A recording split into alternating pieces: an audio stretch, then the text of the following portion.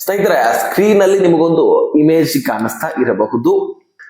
ಸ್ನೇಹಿತರೆ, ಈ 31ನೇ ಕಂತಿನ ಹಣ ಕೊನೆಗೂ ಫೈನಲಿ ಬಿಡುಗಡೆ ಆಗ್ತಾ ಇದೆ. ಬಹಳ ದಿನದಿಂದ ವೆಯ್ಟ್ ಮಾಡ್ತಾ ಇದ್ರಿ ಎಲ್ಲ ಗೃಹಲಕ್ಷ್ಮಿಯರು. ಯಾಕಂದ್ರೆ ಕಳೆದ 2 ತಿಂಗಳಿನಿಂದ ದುಡ್ಡೇ ಬಂದಿಲ್ಲ. ಸೊ ಬರೀ ವೆರಿಫಿಕೇಶನ್, ಪರಿಷ್ಕರಣೆ, ಅರ್ಹತೆ ಹೊಂದಿದ್ದೀರಾ ಅಥವಾ ಇಲ್ವಾ, ಹೊಸದಾಗಿ ಅರ್ಜಿ, ಡಾಕ್ಯುಮೆಂಟ್ಸ್ ಅಲ್ಲಿ ಹೋಗಿ ಕೊಡಿ, ಇಲ್ಲಿ ಹೋಗಿ ಕೊಡಿ, ಆ ಡಾಕ್ಯುಮೆಂಟ್ಸ್ ಕೊಡಿ, ಈ ಡಾಕ್ಯುಮೆಂಟ್ಸ್ ಕೊಡಿ, ಇದೇ ಹಾಡನ್ನ ನಾವು ಕೇಳ್ತಾ ಬಂದಿದ್ವಿ. ಸೊ ಫೈನಲಿ ಈಗ ಗೃಹಲಕ್ಷ್ಮಿ ಯೋಜನೆಯ 31ನೇ ಏಪ್ರಿಲ್ ತಿಂಗಳ ಹಣ ಬಿಡುಗಡೆ ಆಗ್ತಾ ಇದೆ. ಹೌದು, ಪೆಂಡಿಂಗ್ ಉಳಿದಿರ್ತಕ್ಕಂತಹ ಕಂತುಗಳು ಯಾವ್ಯಾವು, ಯಾವ ತಿಂಗಳ ಹಣ ಅಂದ್ರೆ ಯಾವ ಕಂತಿನ ಹಣ, ಸೊ ಇದ್ರ ಬಗ್ಗೆ ನೀವು ತಿಳ್ಕೊಳ್ಬೇಕು. ಇಲ್ಲ ಅಂದ್ರೆ ಸರ್ಕಾರ ದುಡ್ಡನ್ನ ಯಾಮಾರ್ಸತ್ತೆ. ಒಂದಾದ್ಮೇಲೆ ಒಂದು ಕಂತುಗಳನ್ನ ಜಮಾ ಮಾಡಿದೀವಿ, ಒಂದ್ ಕಂತನ ಜಮಾ ಮಾಡಿ 2 ತಿಂಗಳ ಹಣವನ್ನ ಯಾಮಾರಿಸ್ಬಿಡುದು, ಈ ರೀತಿ ಮಾಡಿದೆ ಈಗಾಗ್ಲೇ. ಅದಕ್ಕಾಗಿ ಹೇಳ್ತಾ ಇದ್ದೀನಿ. ಸೊ ಯಾವ ತಿಂಗಳ ಹಣ ಅಂದ್ರೆ ಈಗ ಜೂನ್ ತಿಂಗಳದಂದ್ರೆ ಇದು 32 ಅಥವಾ 33ನೇ ಕಂತ, ಈ ರೀತಿ ನೀವು ತಿಳ್ಕೊಳ್ಬೇಕು. ಅದು ನಿಮ್ಮ ಗಮನದಲ್ಲಿರ್ಬೇಕು, ಆಗ ಮಾತ್ರ ಕ್ಲಾರಿಫಿಕೇಶನ್ ಸಿಗ್ಲಿಕ್ಕೆ ಸಾಧ್ಯ. ಸೊ ಜೊತೆಗೆ ಈ ಗೃಹಲಕ್ಷ್ಮಿ ಪ್ರೊಸೆಸರ್ ಬಗ್ಗೆ ಮತ್ತು ಎಷ್ಟು ಮಹಿಳೆಯರು ವೆರಿಫಿಕೇಶನ್ ಆದ ಮೇಲೆ ಈ ಗೃಹಲಕ್ಷ್ಮಿ ಯೋಜನೆಯಲ್ಲಿ ಉಳ್ಕೊಂಡಿದ್ದಾರೆ, ಹೊಸದಾಗಿ ಅರ್ಜಿ ಸಲ್ಲಿಸಿದ ಎಷ್ಟು ಮಹಿಳೆಯರು, ಆ ಎಲ್ಲ ಮಹಿಳೆಯರಿಗೆ ದುಡ್ಡು ಜಮಾ ಆಗ್ತಾ ಇದೆಯಾ, ಸೊ ಎಲ್ಲವನ್ನು ಕೂಡ ಈ ವಿಡಿಯೋದಲ್ಲಿ ಗಮನಿಸ್ತಾ ಹೋಗೋಣ. ಅದರಲ್ಲಿ ನೀವು ಕೂಡ ಆಗಿರಬಹುದು. ಹೀಗಾಗಿ ಬಹಳ ಇಂಪಾರ್ಟೆಂಟ್ ಮಾಹಿತಿ. ಈ ವಿಡಿಯೋನ ಆದಷ್ಟು ಕೊನೆವರೆಗೂ ವಾಚ್ ಮಾಡಿ, ವಿಡಿಯೋದಲ್ಲಿರತಕ್ಕಂತಹ ವಿಷಯವನ್ನ ಅರ್ಥ ಮಾಡ್ಕೊಳ್ಳಿ. ಚಾನಲ್ಗೆ ಯಾರು ಸಬ್ಸ್ಕ್ರೈಬ್ ಮಾಡಿಲ್ಲ ಬೇಗನೆ ಸಬ್ಸ್ಕ್ರೈಬ್ ಮಾಡ್ಕೊಳ್ಳಿ. ಸ್ನೇಹಿತರೆ, ಈ ಗೃಹಲಕ್ಷ್ಮಿಯಲ್ಲಿ ಒಟ್ಟಾರೆಯಾಗಿ ಸುಮಾರು 1,23,48,000 ಮಹಿಳೆಯರಿದ್ದೀರಂತೆ. ಹೌದು, 1,24,00,000 ಸಾರಿ 23 ಲಕ್ಷ ಅಲ್ಲ, 24,48,000 ಮಹಿಳೆಯರು ಈಗ ಇದ್ದೀರಿ.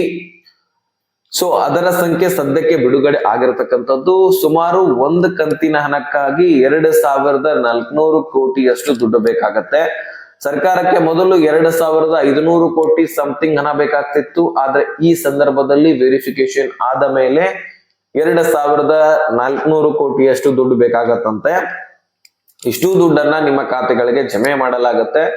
ಪ್ರತಿಯೊಬ್ಬ ಮಹಿಳೆಯರಿಗೂ ಕೂಡ 2,400 ಕೋಟಿ ಒಂದು ಕಂತಿಗೆ ಬೇಕಾದ್ರೆ, ಅದೇ ರೀತಿಯಾಗಿ 2 ಕಂತಿಗೆ 4,800 ಕೋಟಿ ಬೇಕು.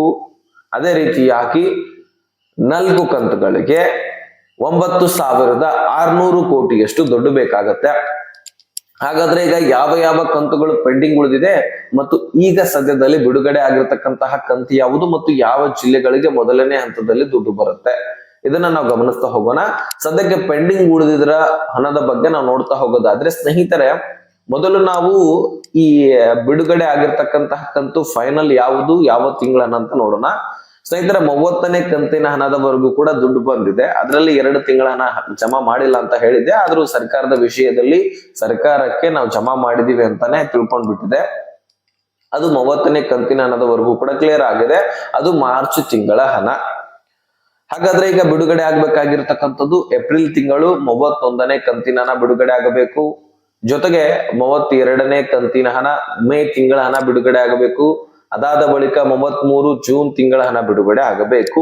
ಸೊ ಈ 3 ತಿಂಗಳ ಜೊತೆಗೆ ಅಷ್ಟರಲ್ಲಿ ಜುಲೈ ಮುಗಿದು ಹೋಗಿರುತ್ತೆ. ಹಾಗಾಗಿ ಈ ಜುಲೈ 34ನೇ ಕಂತಿನ ಹಣವು ಕೂಡ ಬಿಡುಗಡೆ ಆಗಬೇಕಾಗತ್ತೆ.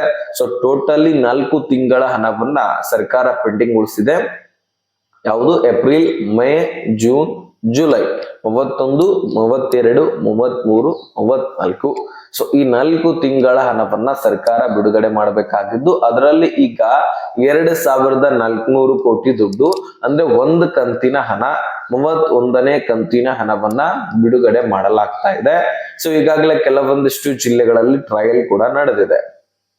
ಹಾಗಾದ್ರೆ ಯಾವ ಜಿಲ್ಲೆಗಳಲ್ಲಿ ಬಿಡುಗಡೆ ಆಗಿದೆ, ಎಷ್ಟು ದುಡ್ಡು ಅಂದ್ರೆ 2,400 ಕೋಟಿ, 1,24,48,000 ಮಹಿಳೆಯರಿದ್ದೀರಿ. ಸೊ ನಿಮ್ಮೆಲ್ಲರ ಖಾತೆಗಳಿಗೆ ಆಲ್ರೆಡಿ ಟ್ರಯಲ್ ನಡೀತಾ ಇದೆ. ಈ ಗೃಹಲಕ್ಷ್ಮಿ ಪ್ರೊಸೆಸರ್ ಸೈಕಲ್ ಹೇಗ್ ನಡೆಯುತ್ತೆ, ಪ್ರತಿ ತಿಂಗಳು ಪ್ರತಿ ಕಂತನ್ನ ಯಾವ ರೀತಿಯಾಗಿ ಜಮಾ ಮಾಡುತ್ತೆ ಅಂತ ನಾವು ಗಮನಿಸ್ತಾ ಹೋಗೋಣ. ಆದ್ರೆ ನಿಮಗೆ ಕ್ಲಿಯರಿಟಿ ಸಿಗತ್ತೆ. ಸ್ನೇಹಿತರೆ, ಈಗ ಹಣಕಾಸು ಇಲಾಖೆಯಿಂದ 2,400 ಕೋಟಿ ಬರ್ಬೇಕಂದ್ರೆ ಹಾಗೆ ಬರೋದಿಲ್ಲ. ಸಿಎಂ ಅವರ ಆದೇಶ ಜೊತೆಗೆ ಸಚಿವೆ ಲಕ್ಷ್ಮೀ ಹೆಬ್ಬಾಳ್ಕರ್ ಅವರು ಒಂದು ನೋಟಿಸ್ ಅನ್ನ ಕಳಿಸ್ತಾರೆ.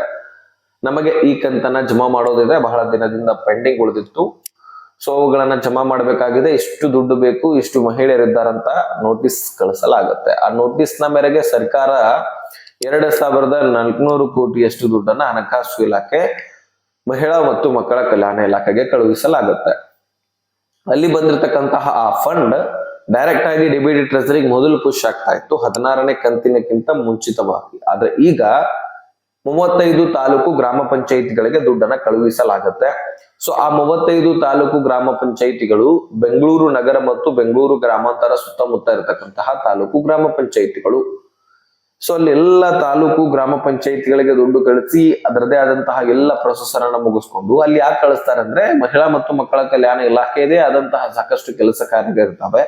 ಸೊ ಹೀಗಾಗಿ ಈ ಹೊರೆಯನ್ನು ಕೂಡ ಹೊತ್ಕೊಳ್ಳಿಕ್ಕಾಗುತ್ತಿಲ್ಲ. ಅದಕ್ಕಾಗಿ ಗ್ರಾಮ ಪಂಚಾಯಿತಿಗಳಿಗೆ ದುಡ್ಡನ್ನ ಕಳುಹಿಸಿ ಅಲ್ಲಿರ್ತಕ್ಕಂತಹ ಎಲ್ಲ ಪ್ರೊಸೆಸರ್ ಅನ್ನ ಮುಗಿಸ್ಕೊಂಡು ಅಲ್ಲಿಂದ ರಿಟರ್ನ್ ಮತ್ತು ಮಹಿಳಾ ಮತ್ತು ಮಕ್ಕಳ ಕಲ್ಯಾಣ ಇಲಾಖೆಗೆ ದುಡ್ಡು ಬರುತ್ತೆ.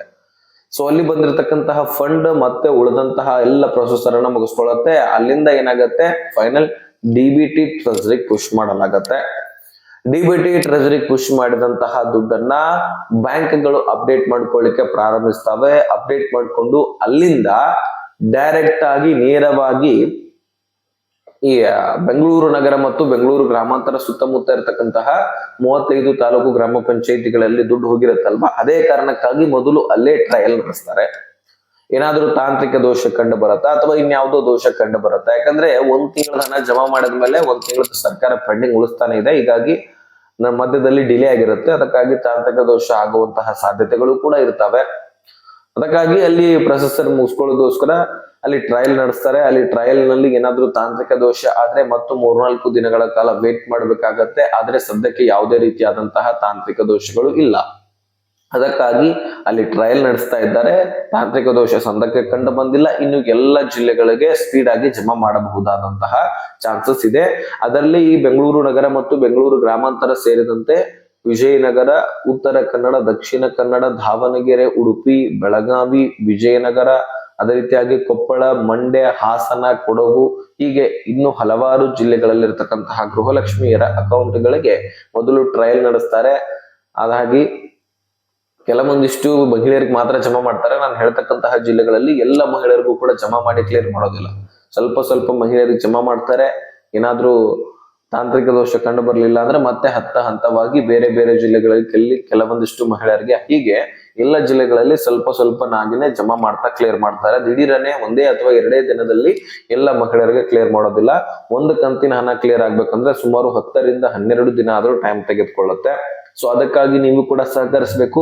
ಇವತ್ತು ಬಿಡುಗಡೆ ಆಗಿದೆ ಅಂತ ಆದ್ರೆ ನಮ್ಮ ಅಕೌಂಟ್ಗಳಿಗೆ ಬಂದಿಲ್ಲ ಅಂತ ನೀವು ಸುಮ್ನೆ ತಲೆ ಕೆಡಿಸ್ಕೊಳ್ಬೇಡಿ.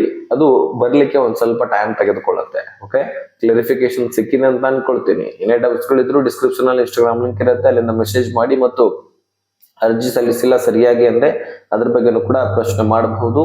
ಇನ್ಸ್ಟಾಗ್ರಾಮ್ ಲಿಂಕ್ ಇದೆ ಡಿಸ್ಕ್ರಿಪ್ಷನ್ ಅಲ್ಲಿ, ಅಲ್ಲಿ ಮೆಸೇಜ್ ಮಾಡಿ. ಓಕೆ, ಈ ಒಂದು ವಿಡಿಯೋಗೆ ಲೈಕ್ ಮಾಡಿ, ಸಬ್ಸ್ಕ್ರೈಬ್ ಮಾಡಿ. ಈ ವಿಷಯವನ್ನ ಆದಷ್ಟು ಎಲ್ಲ ಗೃಹಲಕ್ಷ್ಮಿಯರಿಗೆ ಶೇರ್ ಮಾಡಿ.